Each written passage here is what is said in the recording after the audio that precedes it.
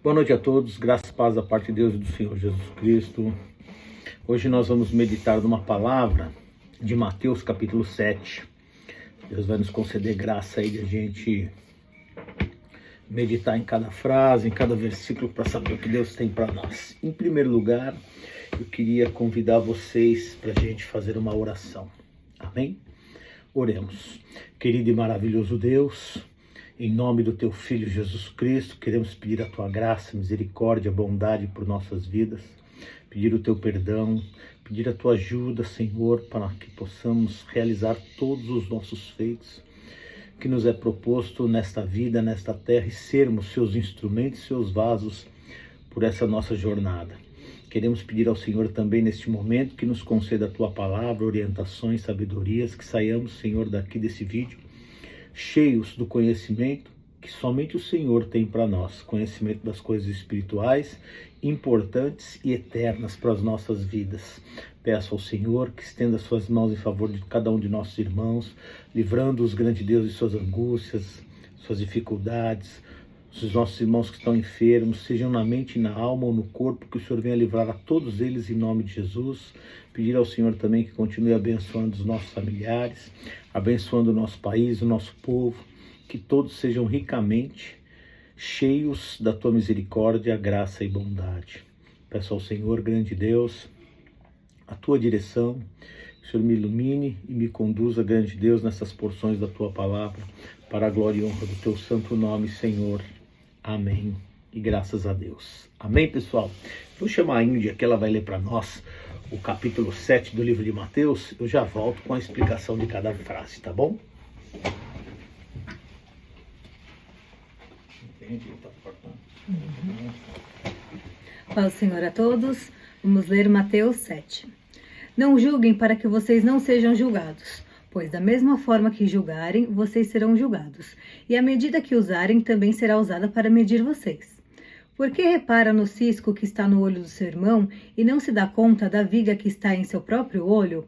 Como você pode dizer ao seu irmão, deixe-me tirar o cisco do seu olho, quando há uma viga no seu?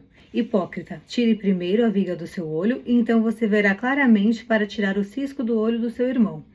Não deem o que é sagrado aos cães, nem atirem suas pérolas aos porcos. Caso contrário, estes os pisarão e aqueles, voltando-se contra vocês, os despedaçarão. Peçam-lhes será dado, busquem e encontrarão, batam e a porta lhes será aberta. Pois todo o que pede recebe, o que busca encontra, e aquele que bate a porta será aberta. Qual de vocês, se seu filho pedir pão, lhe dará uma pedra? Ou se pedir peixe, lhe dará uma cobra? Se vocês, apesar de serem maus, sabem dar boas coisas aos seus filhos, quanto mais o Pai de vocês, que está nos céus, dará coisas boas aos que lhe pedirem. Assim, em tudo façam aos outros o que vocês querem que eles lhe façam, pois essa é a lei e os profetas. Entre pela porta estreita, pois larga é a porta e amplo o caminho que leva à perdição, e são muitos que entram por ela. Como é estreita a porta e apertado o caminho que leva à vida, são poucos os que a encontram. Cuidado com os falsos profetas. Eles vêm a vocês vestidos de pele de ovelhas, mas por dentro são lobos devoradores. Vocês os reconhecerão por seus frutos. Pode alguém colher uvas de um espinheiro ou figos de ervas daninhas? Semelhantemente, toda árvore boa dá frutos bons, mas a árvore ruim dá frutos ruins. A árvore boa não pode dar frutos ruins, nem a árvore ruim pode dar frutos bons. Toda árvore que não produz bons frutos é cortada e lançada ao fogo. Assim, pelos seus frutos vocês os reconhecerão. Nem todo aquele que me diz Senhor, Senhor entrará no reino dos céus, mas apenas aquele que faz a vontade de meu Pai que está nos céus. Muitos me dirão naquele dia, Senhor, Senhor, não profetizamos em seu nome não expulsamos demônios e não realizamos muitos milagres? Então eu lhes direi claramente, nunca os conheci, afastem-se de mim, vocês que praticam o mal. Vou ler mais um pedaço, pera. Portanto, quem ouve essas minhas palavras e as pratica é como um homem prudente que construiu a sua casa sobre a rocha. Caiu a chuva, transbordaram os rios, sopraram os ventos e deram contra aquela casa. E ela não caiu, porque tinha seus alicerces na rocha. Mas quem ouve essas minhas palavras e não as pratica é como um insensato que construiu a casa sobre a areia. Caiu a chuva, transbordaram os rios, sopraram os ventos e deram contra aquela casa. E ela caiu, e foi grande a sua queda. Quando Jesus acabou de dizer essas coisas, as multidões estavam maravilhadas com o seu ensino, porque ele ensinava como quem tem autoridade e não como os mestres da lei.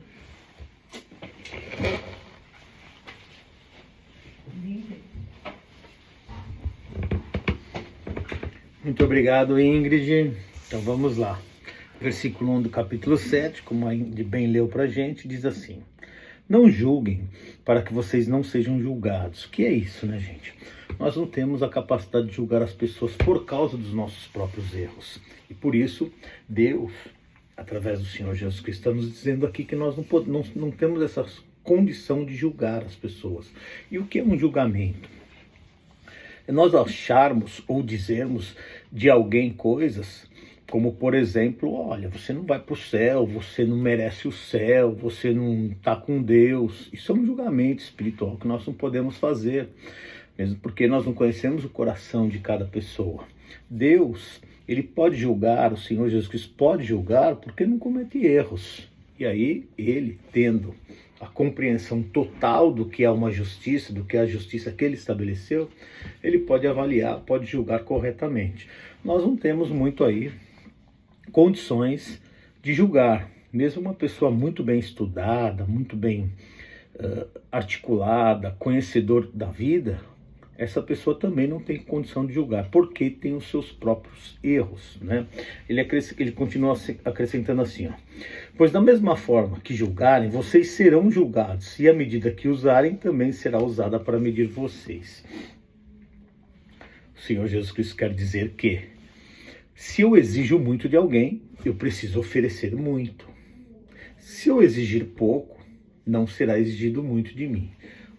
Isso na prática quer dizer o seguinte: se eu tenho uma vida de tolerância com as pessoas, se eu tenho uma vida de amor ao próximo, de querer que o próximo esteja sempre melhor, que o próximo esteja sempre mais próximo de Deus, e fazer o possível para isso acontecer, isso também será atribuído a mim. Todas as coisas que a gente faz, gente, o Senhor Deus, ele avalia e nos retribui equivalente. E por isso, se eu julgar o meu irmão com muita severidade, Deus vai usar muita severidade para me julgar. E aí, em cima de muita severidade, ninguém será absolvido, né? E, na verdade, a gente nunca é absolvido, porque para ter a nossa absolvição, que é a salvação, nós dependemos, a Bíblia diz que nós dependemos do Senhor Jesus Cristo de nos justificarmos. Mostra claramente que nós somos aí pessoas que cometem erros, né? Não conseguimos ser perfeitos. E por não sermos perfeitos, não temos o direito de medir, de julgar, de avaliar as pessoas. Somente de ensinar. E mesmo assim, se as pessoas quiserem saber, tá? Porque eu já tentei ensinar pessoas que não queriam saber sobre o que eu queria ensinar. E é um direito dessas pessoas, né? Não quero saber. Ótimo, fica sem saber. É um direito de cada um. Nós precisamos fazer aquilo que o Senhor Deus coloca em nossas vidas para fazer. Se nos deparamos com pessoas que querem conhecer, que querem Deus, que querem se aperfeiçoar, que querem ter uma vida espiritual, nós vamos auxiliar o máximo que conseguirmos. Do contrário, cada um tem direito de seguir a sua vida como achar melhor. Só que toda ação tem uma reação. Então, quando a gente opta por uma vida distante de Deus, nós vamos colher os frutos disso, né? Colher a colheita, né? Plantou, colheu. E se eu puder dar uma opinião pessoal, não é muito bom a colheita de uma pessoa que vive distante de Deus, distante da palavra de Deus, distante da oração, da comunhão com o Senhor. O versículo 3 diz assim, ó: por que você repara o cisco que está no olho do seu irmão e não se dá conta da viga que está em seu próprio olho? Então, cisco e viga, né? Então, se eu olhar um pequeno defeito na vida de alguém, é porque eu tenho um grande, né? Geralmente as pessoas têm, né? Não todos. Geralmente as pessoas têm uma facilidade de enxergar o defeito nos outros e uma dificuldade de enxergar o defeito em si próprio. Quando a gente tem facilidade de enxergar o defeito em nós mesmos, a gente tem dificuldade de enxergar o defeito nos outros. A gente acha que sempre as pessoas estão fazendo melhor e E é assim que a Bíblia quer que sigamos. Quando nós vemos, por exemplo, um momento bom, nas nossas vidas ou na vida de alguém, isso daí é um início para que essa pessoa, a partir daí, possa se aproximar ainda mais de Deus, ok?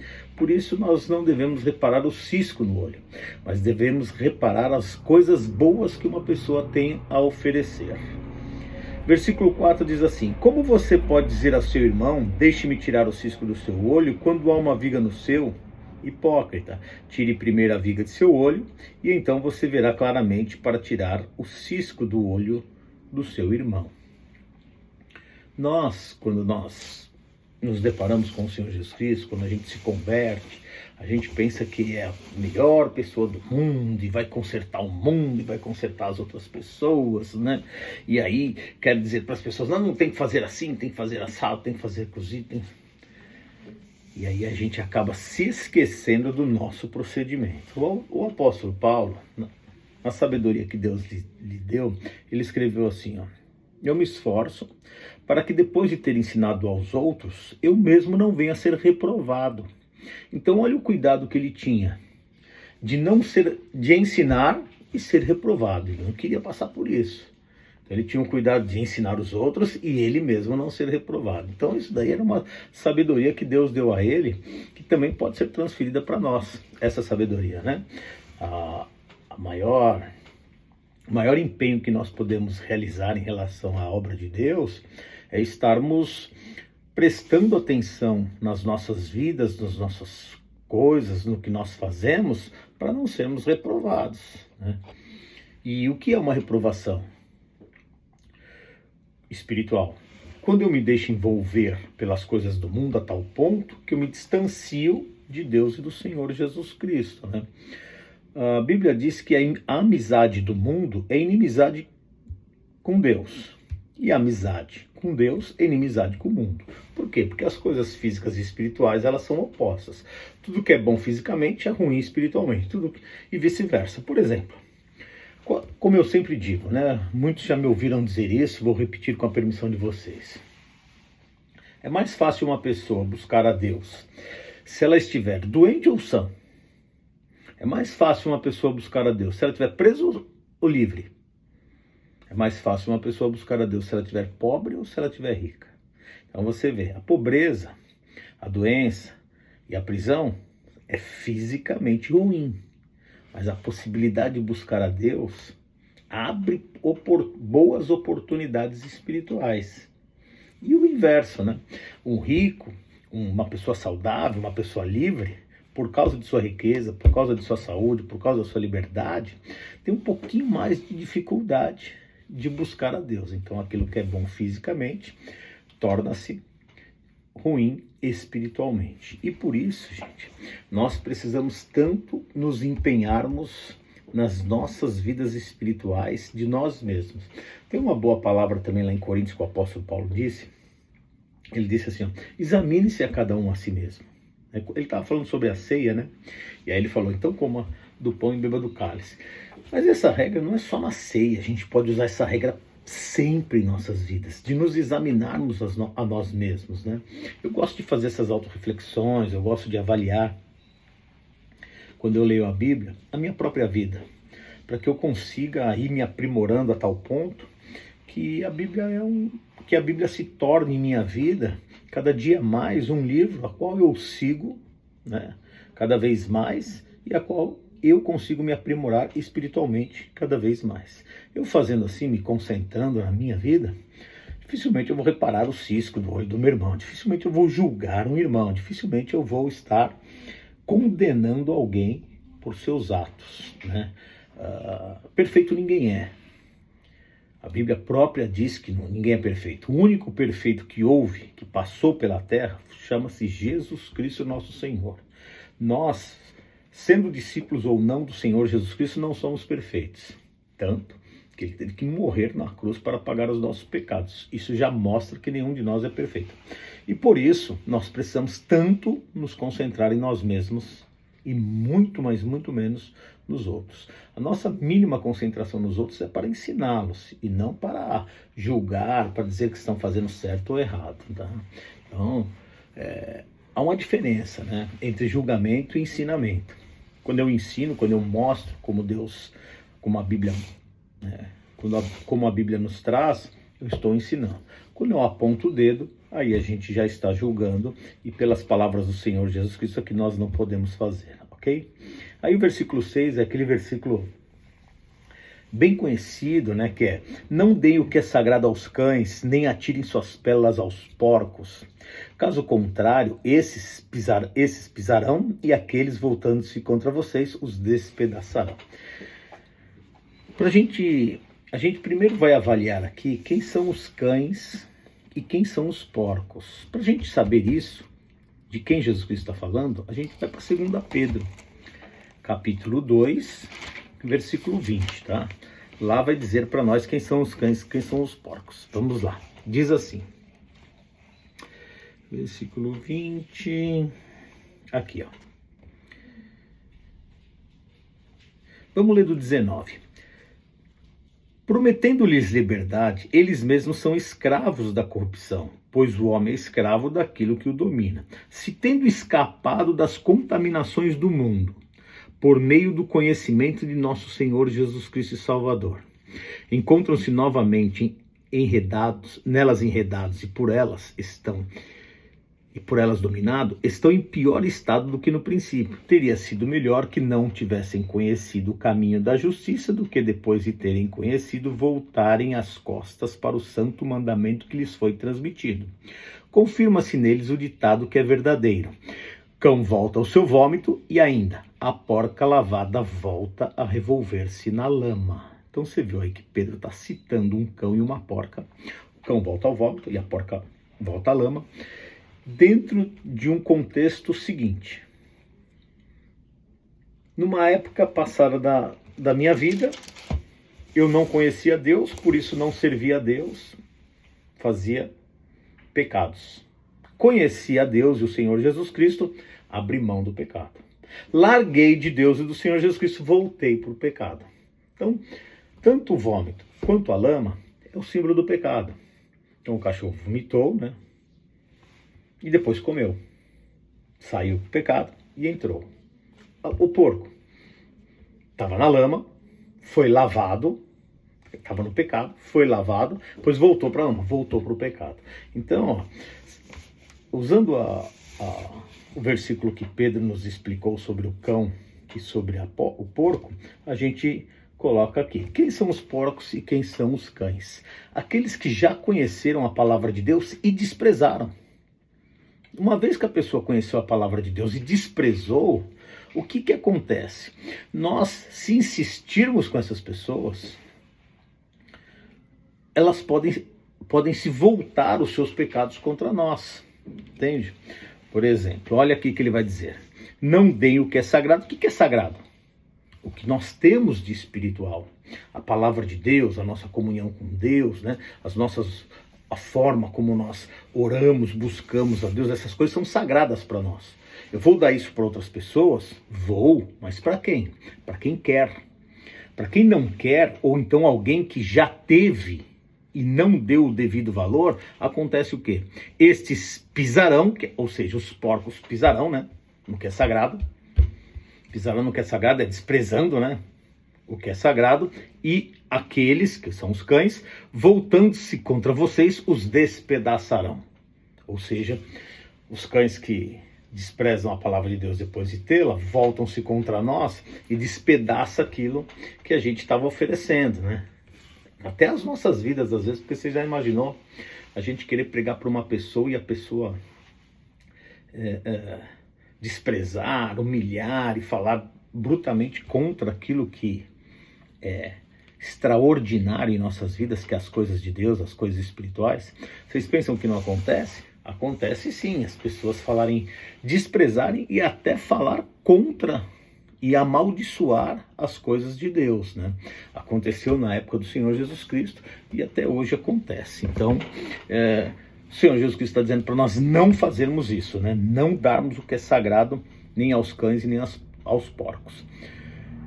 Sagrado, as pessoas que querem, as pessoas que dão valor, as pessoas que querem ter uma proximidade com Deus. É para essas pessoas que nós vamos investir o nosso tempo, vamos investir a nossa intelectualidade, nós vamos investir as nossas espiritualidades, o que Deus nos deu, é para essas pessoas que nós vamos oferecer, ok?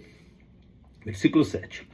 Peçam e será dado, busquem e encontrarão, batam e a porta lhes será aberta. Pois todo o que pede recebe, o que busca encontra, e aquele que bate a porta lhe será aberta. O que o Senhor Jesus Cristo está dizendo aqui? Não está falando sobre insistência, tá, gente? Porque o que move a Deus é uma palavra, é uma oração, é um pedido. Isso move a mão de Deus. Muitas palavras, muitos pedidos, muitas orações acerca de um só assunto não move a mão de Deus. O que está falando aqui é para nós, em tudo, colocarmos diante de Deus. Então, por exemplo, se eu tenho uma necessidade, eu vou buscar. Se eu preciso de algo, eu vou bater na porta de alguém que pode me dar, né? E em se eu estou com uma felicidade, eu vou orar e vou agradecer a Deus por ela. Então, todas as coisas relacionadas às nossas vidas, nós podemos estar falando, pedindo, buscando, batendo na porta de Deus, interagindo com Deus em todas as áreas, entende? Olha só, pedir, bater na porta e buscar não parece ser algo semelhante? Mas são verbos diferentes. Pedir é uma coisa, buscar é outra e bater na porta é outra. São atitudes diferentes. O que eu aprendo com isso? Que em todas as nossas situações nós precisamos estar apresentando a Deus. A oração, gente, quando fala aqui peçam, pedir para quem? Para Deus. É uma oração. A oração, eu já falei no culto passado, é algo que sai dos nossos corações, tá? E às vezes as pessoas têm dificuldade de saber como é uma oração, né? E, francamente falando, biblicamente falando, né, sobre oração, os discípulos do Senhor Jesus Cristo falam assim, ensina-nos a orar como João ensinou os discípulos dele, né? Isso é uma coisa que você via que até eles tinham essa dificuldade, né? E aí Jesus Cristo foi lá e falou o chamado Pai Nosso, né? Falou para eles um modelo aproximado de oração ali. Tem um outro versículo falando de oração também, que é bem contundente na Bíblia, que diz assim, ó, o Espírito Santo intercede por nós com gemidos inexprimíveis, porque nós não sabemos como orar. Então você vê que mesmo depois de um tempo, a gente não tem a oração perfeita, mesmo porque a oração, a gente vai dirigir-se a Deus, né? E quem somos nós para dirigirmos a Deus, né? Então a oração perfeita não existe. Até existe, mas nós não sabemos exatamente como pronunciar com os nossos lábios.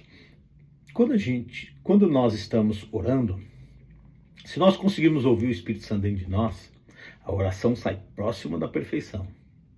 E o melhor de tudo é que nós temos o recurso de pedir para o Espírito Santo interceder por nós. Quando nós estamos pedindo, quando nós estamos buscando as coisas de Deus, quando nós estamos batendo na porta de Deus. Nós temos esse recurso aí que a Bíblia nos dá, esse recurso. É um ótimo recurso, mas, a grosso modo, aquilo que está em nossos corações, humildemente, né, e respeitosamente, nós colocamos diante de Deus, ok?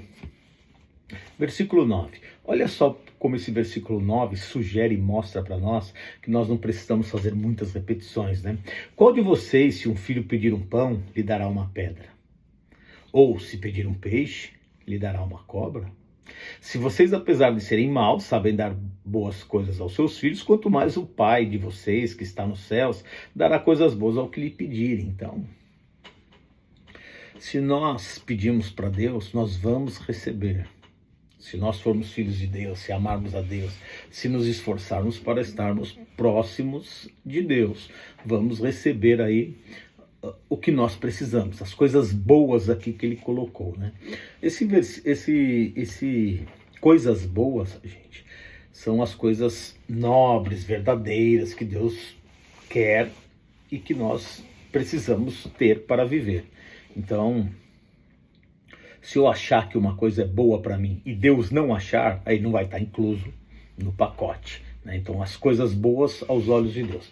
Então, o que é melhor, né? A gente obter coisas físicas ou espirituais? Claro que as pessoas buscam coisas físicas, procuram prosperidade, procuram saúde, procuram liberdade, Mas nós não conseguimos obter nada disso se nós não tivermos o principal, que é uma vida espiritual com Deus. Que é uma busca às coisas espirituais que Deus tem para nos dar. Isso é o carro-chefe para ser acrescentadas outras coisas em nossas vidas, ok? Aí esse versículo 12 aqui, gente, que nós vamos ler agora, ele é sensacional, porque ele vai marcar, por exemplo, uma forma de vida que nós podemos empregar em nossas vidas, que vai agradar muito a Deus. E nós vamos ser cumpridores da lei. Qual lei, Cleide? Do Antigo ou do Novo Testamento? Das duas. Se nós prestarmos atenção nesse versículo 12 que nós vamos ler agora, nós vamos ver que fazendo isso, a gente cumpre em relação às pessoas, né? Todos os mandamentos da Bíblia. Aí tem o nosso cumprimento em relação a Deus, né? Então vamos ver. Versículo 12, do capítulo 7 de Mateus. Assim, em tudo façam aos outros o que vocês gostariam, o que vocês querem, que eles lhe façam. O que eu gostaria que fizesse para mim? Eu vou fazer para os outros. Entende? Então observa. Qual é a coisa mais importante na minha vida? O reino de Deus. Porque se eu viver essa vida toda aqui e não for para o reino, é inútil. Mais importante na minha vida é o reino de Deus. O que eu vou oferecer para as pessoas? O reino de Deus. Quando eu ofereço o reino de Deus para as outras pessoas, Deus facilita que eu receba o reino de Deus. Porque é isso que eu estou mostrando que é importante, que é um tesouro para a minha vida.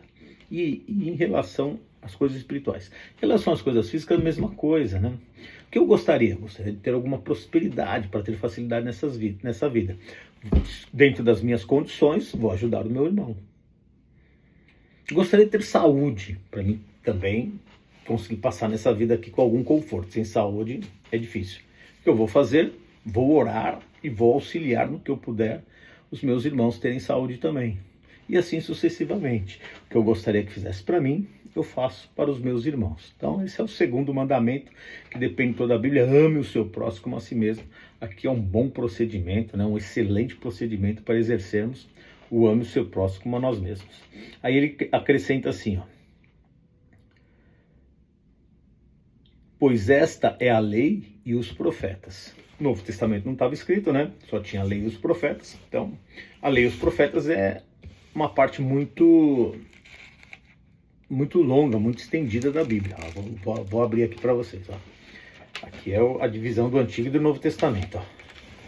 Olha para vocês verem. Ó. Aqui é o Antigo, ou melhor, aqui é o Antigo e aqui é o Novo Testamento. Então, o Antigo Testamento é 77% da Bíblia.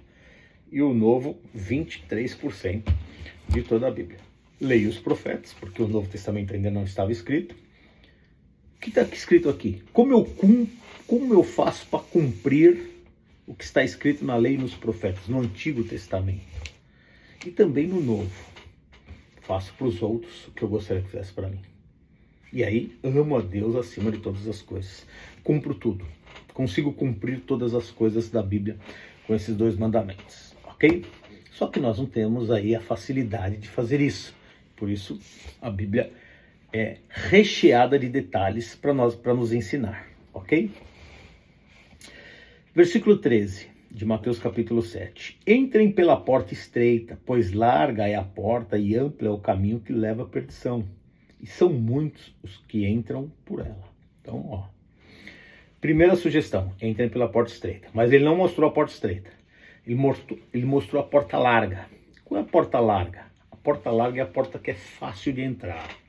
Nós não precisamos ter humildade. Podemos entrar com soberbo, podemos entrar com arrogância, podemos entrar de qualquer jeito, porque a porta é larga. E o que quer dizer isso, uma porta larga? Quando me é proposto que eu sirva a Deus de qualquer jeito. Só que essa porta larga, que é a facilidade de viver, me conduz o quê? Me conduz aonde? À perdição. Quantos entram pela porta larga? Aqui o Senhor Jesus Cristo está dizendo que muitos. Né? Por quê? Porque a porta larga é fácil de viver. A porta larga, nós não precisamos aí, por exemplo, nos submeter a condições que o nosso corpo não quer. A nossa mente até quer. Quem é que não quer buscar a Deus? Mas você já parou para pensar que o corpo às vezes é preguiçoso e o corpo tem vontades contrárias à nossa mente? Por exemplo, com quem nunca aconteceu? Olha, eu preciso ir na igreja hoje, eu preciso buscar uma palavra. Ah, mas eu estou cansado, eu estou com preguiça. A mente falando para buscar e o corpo dizendo que está com preguiça. Então qual é a porta larga? Aquela que favorece o corpo, né? Favorece a preguiça, favorece, eu quero descansar, né? O corpo, ele fala pra gente uma coisa e a mente muitas vezes quer outra. Então, esse é o problema. Agora, qual é a porta estreita? Vamos ver. Como é estreita a porta e apertado o caminho que leva à vida? Que vida é essa, gente? A vida eterna. O caminho a porta é apertada e o caminho é estreito. E dentro desses dois adjetivos, estreito e apertado, primeira coisa, humildade. Segunda coisa, dificuldade. Então, por exemplo, o corpo não quer ir, mas eu sei que eu preciso. Então eu vou colocar o meu corpo em dificuldade para poder fazer. Outro exemplo. Por que poucas pessoas leem a Bíblia? Porque é custoso para o corpo. Entende? O corpo não quer ficar ali lendo a Bíblia. Mas a mente quer, porque sabe que é importante. Acontece com o meu corpo. Todos os dias eu leio um pouco a Bíblia, eu leio uma porção da Bíblia. Pode ter um dia ou outro que por alguns motivos eu não consiga ler. E aí eu jogo para o outro dia ler dobrado. Quando eu começo a ler, o corpo já gera uma indisposição. Aí se eu insisto, o corpo se habitua. Aí eu consigo ler bastante. Se eu não insisto, quando eu começo a ler, o corpo fala assim, para, que eu não quero ler. Mas a minha mente fala, leia, que é importante. Então você vê essas duas coisas e agindo em nossas vidas, e aí a gente consegue avaliar se estamos indo pela porta larga ou se nós estamos indo pela porta estreita, ok? A dificuldade do corpo, que é a porta estreita, o caminho apertado, nos conduz aonde? Nos leva à vida eterna.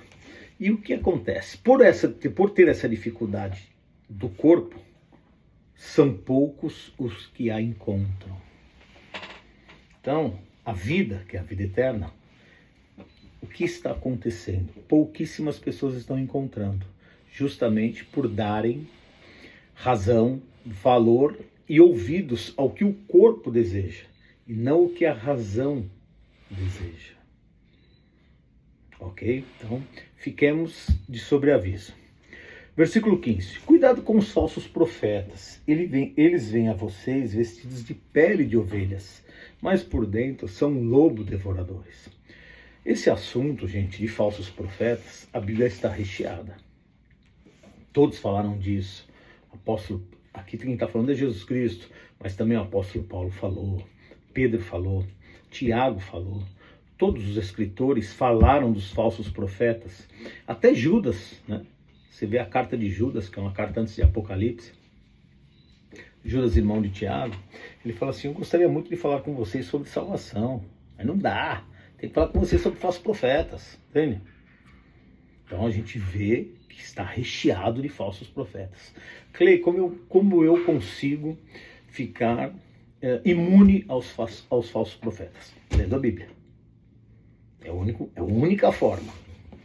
Se eu conseguir ter uma compreensão de toda a Bíblia, eu não preciso saber ela de cor, mas saber a panorâmica da vontade de Deus através da Bíblia para as nossas vidas, eu já consigo estar imune aos falsos profetas. Já consigo identificar um erro quando um falso profeta profetiza falsamente.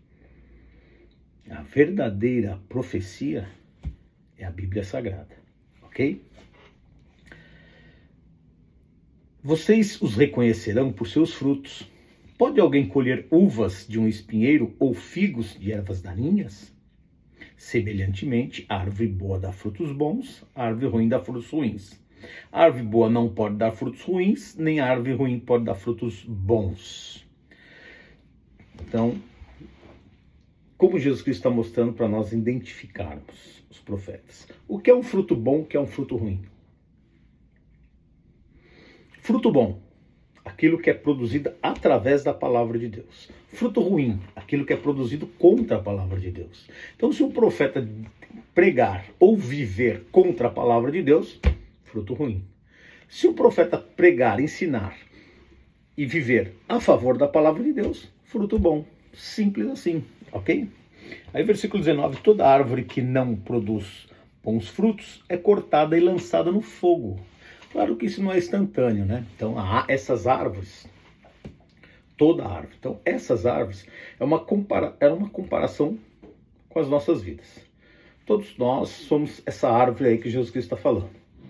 Dei frutos bons, fui em busca do que é bom na vontade de Deus, fui em busca do que Deus quer e procurei ao máximo, me esforcei ao máximo para cumprir.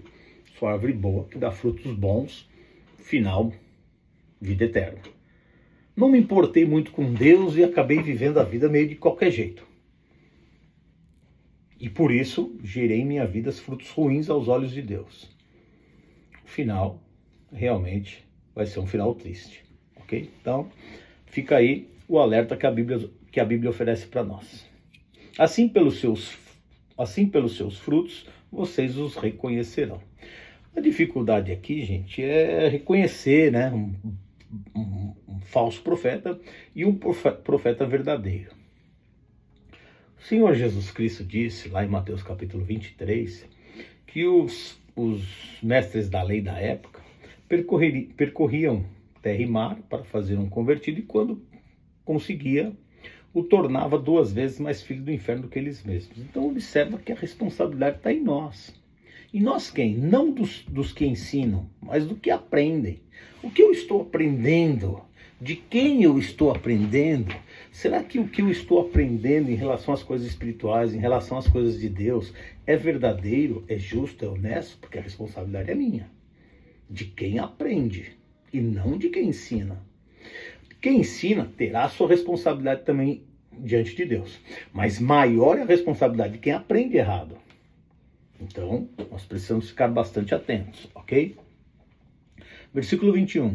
Nem todo aquele que me diz Senhor, Senhor, entrará no reino dos céus, mas apenas aquele que faz a vontade do meu Pai que está nos céus. E Jesus Cristo disse aqui o que Tiago disse em outras palavras, mas disse no seu livro, no capítulo 2, versículo 14. O que adianta falar e não fazer? Então, o que adianta você ter fé? Não, eu creio, eu sei o quê, e não fazer nada. A fé sem obras é morta, assim como a palavra sem as ações também são mortas, né? Então, o Senhor, sabe o que quer dizer Senhor, gente? Hoje a gente usa essa palavra para se referir às pessoas mais velhas, mas na época era para se referir a pessoas às quais nós vamos obedecer. Então, se eu disser Deus é meu Senhor, eu estou dizendo que eu vou obedecê-lo. E se eu disser que Deus é meu Senhor e que vou obedecê-lo e não obedecer, não adianta nada. O Senhor não é o meu Senhor, eu não estou obedecendo como deveria. E por isso, muitos dirão naquele dia, Senhor, Senhor, profetizarão em meu nome expulsarão demônios e realizarão muitos milagres. Então eu lhes direi claramente, nunca os conheci, afastem-se de mim vocês que praticam o mal. Porque falar, ótimo, e praticar? Então, praticar o mal, gente, o que é praticar o mal? Às vezes a gente coloca assim, não, praticar o mal é matar, roubar, né, prejudicar alguém. Praticar o mal aos olhos de Deus é ir contra a palavra de Deus. Então, esse cuidado de não praticar o mal, não ir contra a palavra de Deus, nós precisamos ter, ok? Versículo 24. Portanto, quem ouve estas minhas palavras e as pratica, é como um homem prudente que construiu a sua casa sobre a rocha. Eu tinha falado no culto passado que esse versículo estava em Mateus capítulo 12, mas na verdade está no capítulo 7. Então, pequeno erro didático aí da minha parte. O que é essa casa, gente? E o que é a rocha? A casa somos nós, tá? E viver é uma grande responsabilidade, porque nós estamos, durante essa nossa jornada, durante essas nossas vidas, a vida que temos aqui na Terra, nós estamos cultivando uma casa, uma pessoa, uma árvore, que pode dar frutos bons ou não, uma casa que pode estar bem firmada na rocha que é Jesus Cristo ou não. Isso depende das nossas aceitações em relação a tudo que nós estamos vivendo e interagindo no mundo. Por exemplo, vamos começar por Deus. Deus oferece para todos os seres humanos coisas boas? Oferece. A primeira delas é o sacrifício do Senhor Jesus Cristo na cruz. Deus, falei esse versículo no culto passado também. Deus amou o mundo todo, de tal maneira que deu o seu Filho unigênito para que todo que nele crê não pereça, mas tenha vida eterna. Então, aceitei isso. Já é um bom começo, já é um bom início para minha casa estar, para minha vida estar firme. Não, isso eu não aceitei, mas eu aceitei a ideia de um irmão que gosta sempre de passar os outros para trás, gosta sempre de ter benefícios próprios, não se importando com os demais. Casa na areia. A qualquer momento essa casa pode cair por causa dos ventos e das tempestades que a vida oferece. Citei 2 exemplos. Tem centenas, talvez milhares de outros exemplos. O que eu quero dizer, o que a Bíblia quer nos ensinar é o que nós aceitamos, o que nós recepcionamos para as nossas vidas. Coisas boas ou coisas ruins. Como nós estamos construindo essa casa durante a nossa jornada aqui na Terra? Com sabedorias, com decisões pensadas ou com ignorância, com decisões sem pensar, baseado em emoções. Tudo isso vai gerar para as nossas vidas físicas e também para a nossa vida eterna um resultado que pode ser bom, dependendo, ou ruim. Eu costumo dizer o seguinte: às vezes as pessoas chegam próximo do final da vida. Eu já estou com 53 anos, suponhamos que eu tivesse com 80, e suponhamos que eu tivesse uma vida muito boa. Eu pararia para pensar e diria assim, ó: puxa vida, eu devo ter feito alguma coisa certa na vida, porque minha vida está muito boa. Suponhamos que eu tivesse com 80 anos e minha vida não estivesse tão boa, estivesse doente, estivesse com problemas, estivesse com... Eu deveria fazer uma reflexão e dizer: o que eu fiz, né? Vou avaliar o que eu fiz na minha vida para chegar nesse resultado. O problema é que ninguém avalia. Eles acham que o fim da vida é o acaso. E na verdade não é. O fim das nossas vidas, ou próximo do fim, né? Cada um tem uma idade aí que parte desse mundo, não é uma ciência, não é uma data exata, mas próximo do fim das nossas vidas, a maioria das pessoas não conseguem refletir e entender o motivo pelo qual chegou àquele resultado, que é uma coisa não sábia. Nós precisamos saber qual é o motivo que nos gerou no resultado qual nós temos em nossas vidas. E eu estou falando com 80 anos, mas podemos fazer isso com qualquer idade. Não estou bem.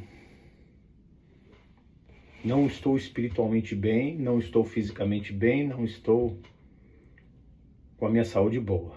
O que eu fiz para chegar nesse resultado? Posso melhorar? Posso alterar? Posso...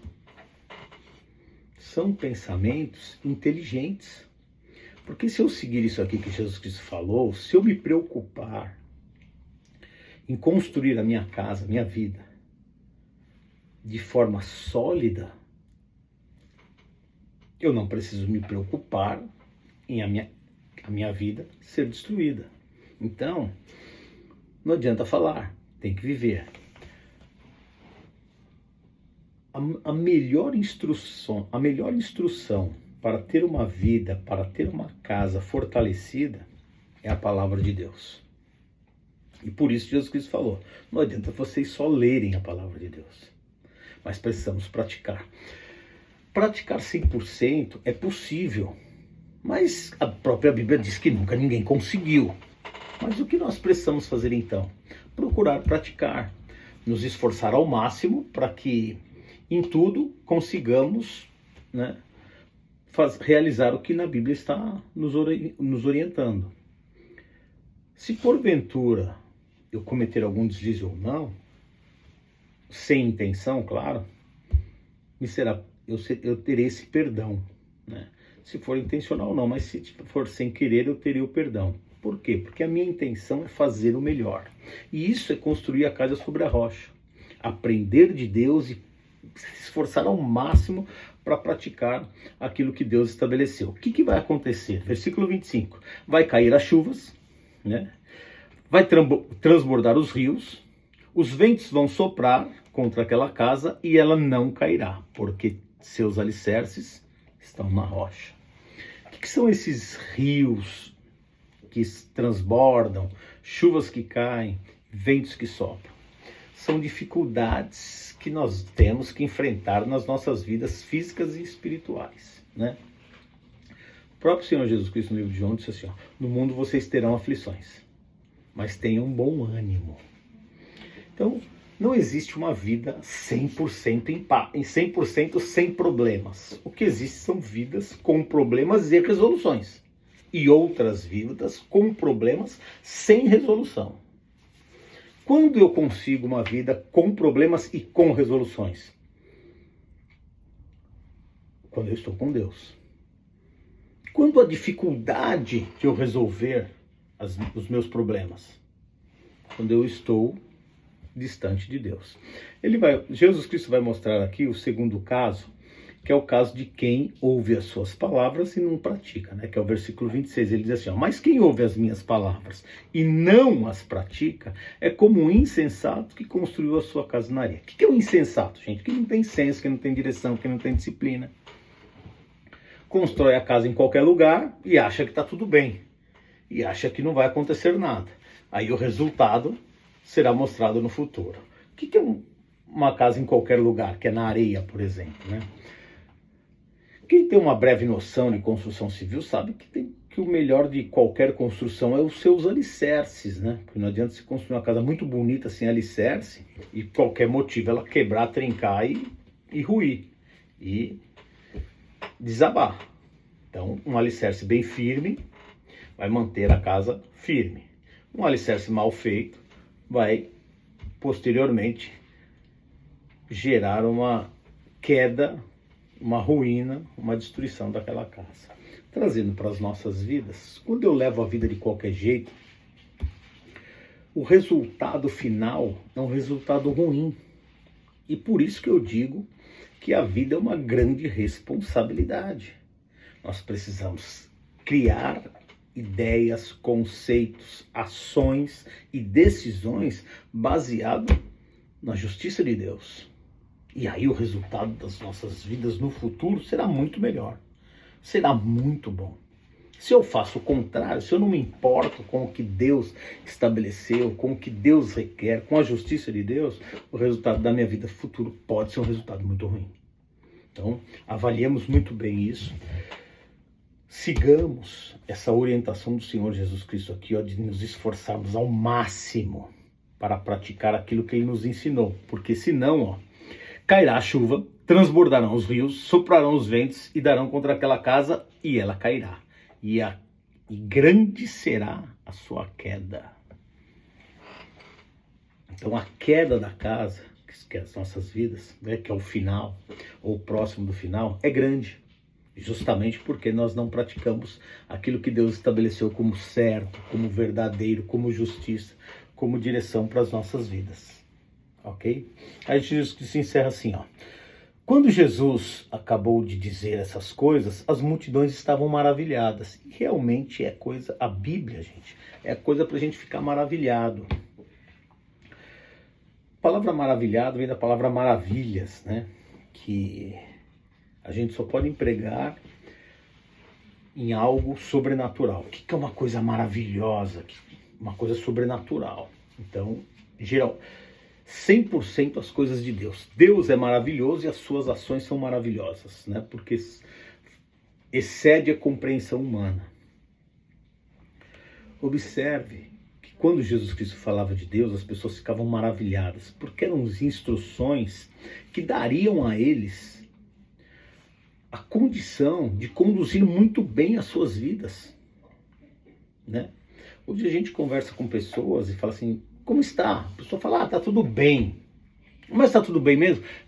Podia melhorar, porque, sabe, isso. Para a gente ter uma vida muito boa, a gente precisa reconhecer a palavra de Deus como algo maravilhoso para nós. E o que você faz com algo maravilhoso? Você se segura aquilo com todas as suas forças, porque é algo maravilhoso para você.